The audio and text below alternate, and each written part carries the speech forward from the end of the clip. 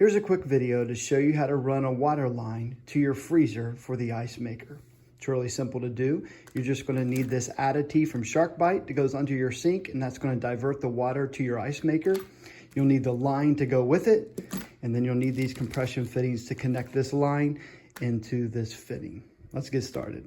The first thing we're going to want to do is turn off the water valve so there's no water coming up through this line. I've tested that. I've turned it off, turned my sink on. It doesn't work, so we're good there. Now I need to loosen this right here. That takes this line off the valve here.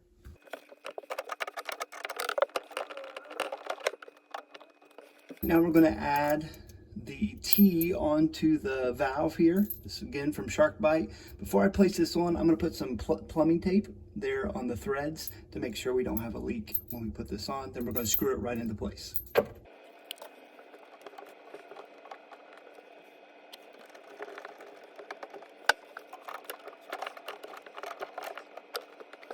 I'm going to take the water line and it's going to go right back into the top. These water lines don't need tape on the threads because they're already good to go in that department. I'm just going to screw it right on.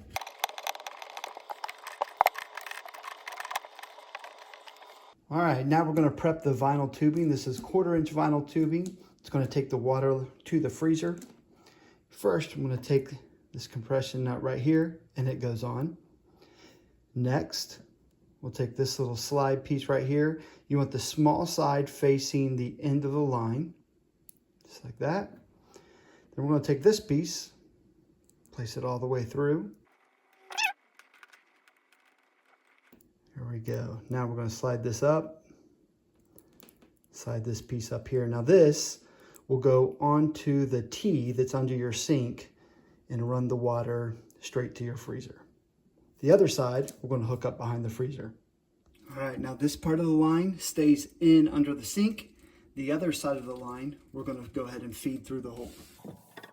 Now we're going to take the end that we already have prepped and we're going to place it right in here on the T. Final step, I have this little push connect line that's already coming from the ice maker off of the freezer. Here's the line that we just ran.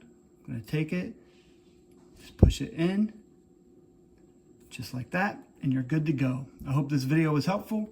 If it was, give us a thumbs up.